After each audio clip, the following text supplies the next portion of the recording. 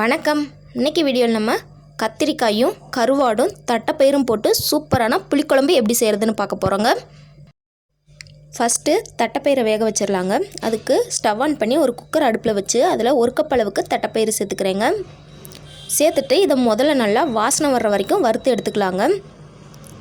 தட்டைப்பயிரை அப்படியே சேர்க்குறத காட்டிலும் இந்த மாதிரி வறுத்துட்டு அதுக்கப்புறம் வேக வச்சிங்க அப்படின்னா குழம்பு நல்லா டேஸ்டியாக இருக்குங்க. இந்த மாதிரி நல்லா வாசனை வர்ற வரைக்கும் வறுப்பட்டதுக்கப்புறமா இது மூழ்கிற அளவுக்கு தண்ணி சேர்த்து குக்கரை க்ளோஸ் பண்ணி ஒரு 3 விசில் விட்டு ஆஃப் பண்ணிக்கோங்க. அதுக்கப்புறமா ஒரு வாணலி அடுப்பில் வச்சு அதில் 1 டேபிள் ஸ்பூன் போல் எண்ணெய் சேர்த்துக்கோங்க. எண்ணெய் நல்லா சூடானதுக்கப்புறமா அதில் ஒரு 100 கிராம் அளவுக்கு சின்ன வெங்காயத்தை கட் பண்ணி வச்சுருக்கேன், அதை சேர்த்துக்கிறேன். சின்ன வெங்காயம் இல்லை அப்படின்னா பெரிய வெங்காயம் கூட சேர்த்துக்கலாங்க. இந்த வெங்காயம் நல்லா கண்ணாடி பதம் வர்ற வரைக்கும் வதக்கி விட்டுக்குங்க. வெங்காயம் இந்த அளவு நல்லா வதங்கினதுக்கப்புறமா இப்போ இது கூட நம்ம தக்காளி சேர்த்துக்கலாங்க. 2 பெரிய சைஸ் தக்காளியாக கட் பண்ணி வச்சுருக்கேன், அதை சேர்த்துக்கிறேன். சேர்த்துட்டு இந்த தக்காளி நல்லா மசிகிற வரைக்கும் மிக்ஸ் பண்ணி விட்டுக்குங்க. தக்காளி இந்தளவு நல்லா மசிஞ்சு வதங்கினதுக்கப்புறமா இப்போ இது கூட நம்ம மிளகாய்த்தூள் சேர்த்துக்கலாங்க. மிளகாய்த்தூள் உங்கள் காரத்துக்கு தகுந்த மாதிரி சேர்த்துக்கோங்க. நான் 3 டீஸ்பூன் அளவுக்கு குழம்பு மிளகாய்த்தூள் சேர்த்துக்கிறேங்க. உங்கள்கிட்ட குழம்பு மிளகாய்த்தூள் இல்லை அப்படின்னா தனி மிளகாய்த்தூளும் தனியாத்தூள் சேர்த்துக்கோங்க. அப்போ டேஸ்ட்டு கரெக்டாக இருக்குங்க. சேர்த்துட்டு இந்த மிளகாய்த்தூளோட பச்சை வாசனை போகிற வரைக்கும் இதை நல்லா மிக்ஸ் பண்ணி விட்டுட்டு ஸ்டவ் ஆஃப் பண்ணிக்கலாங்க. ஸ்டவ் ஆஃப் பண்ணிவிட்டு இதை நல்லா வலுவலுன்னு அரைச்சி எடுத்துகிட்டு வந்துடலாம்.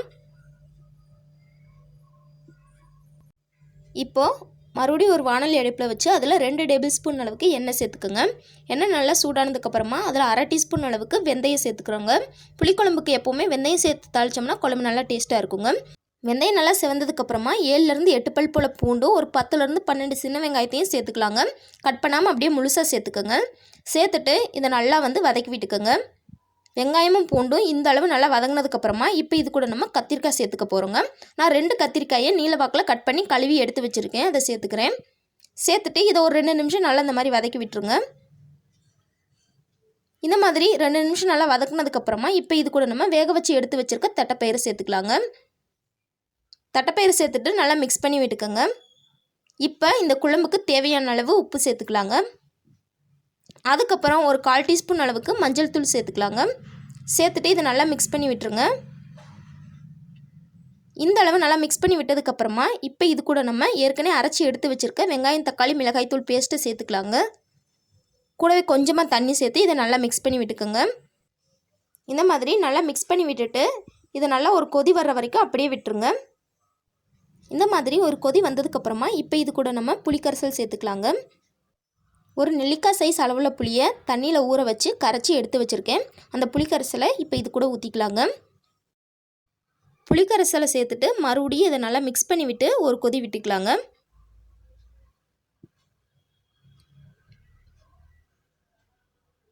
இந்த மாதிரி ஒரு கொதி வந்ததுக்கப்புறமா இப்போ இதில் நம்ம தேவையான அளவு தண்ணி சேர்த்துக்கலாங்க.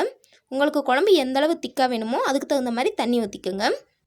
இந்த கத்திரிக்காயெல்லாம் நல்லா வெந்து வரணுங்க, அதனால் கரெக்டாக தண்ணி ஊற்றிக்கோங்க. இப்போ இதை க்ளோஸ் பண்ணி இந்த கத்திரிக்காய் நல்லா வேகிற வரைக்கும் இதை நல்லா வேக வச்சுக்கலாங்க.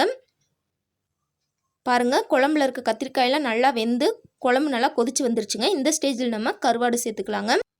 கருவாடை நல்லா சுடுதண்ணியில் போட்டு நல்லா கழுவிட்டு 2-3 தடவை நல்லா கழுவிட்டு அதுக்கப்புறமா சேர்த்துக்கோங்க. சேர்த்துட்டு இதை நல்லா மிக்ஸ் பண்ணி விட்டுறலாங்க. நல்லா மிக்ஸ் பண்ணி விட்டதுக்கப்புறமா மறுபடியும் மூடி போட்டு இந்த கருவாடை நல்லா வேக வச்சுக்கலாங்க. கருவாடு வேகிறதுக்கு ரொம்ப நேரம் ஆகாது. மூடி வச்சு கருவாடோட வாசனை வர்ற வரைக்கும் இதை நல்லா கொதிக்க விட்டுருங்க. கருவாடுலேருந்து வாசனை வர ஆரம்பிச்சிருச்சு அப்படின்னா கருவாடு வெந்துருச்சுன்னு அர்த்தங்க. நல்லா கமகமன்னு வாசனையோட சூப்பராக நம்மளோட கருவாட்டு குழம்பு கொதிச்சு வந்துருச்சு பாருங்கள். இப்போ ஸ்டவ்வை ஆஃப் பண்ணிடலாங்க. அவ்வளோதான், நம்மளோட சுவையான கருவாட்டு குழம்பு ரெடி ஆயிருச்சு. தட்டைப்பயிறு, கத்திரிக்காய், கருவாடெல்லாம் போட்டு ரொம்பவே அட்டகாசமாக ரெடி ஆயிருக்குங்க. நீங்களும் உங்கள் வீட்டில் இந்த கருவாட்டு குழம்பு வச்சு பார்த்துட்டு எப்படி வந்துச்சு அப்படிங்கிறத கீழே கமெண்ட்டில் சொல்லுங்கள். இந்த வீடியோ உங்களுக்கு பிடிச்சிருந்தா லைக் பண்ணுங்கள், ஷேர் பண்ணுங்கள். மறக்காமல் நம்ம சேனலை சப்ஸ்கிரைப் பண்ணிக்கோங்க. தேங்க்ஸ் ஃபார் வாட்சிங்.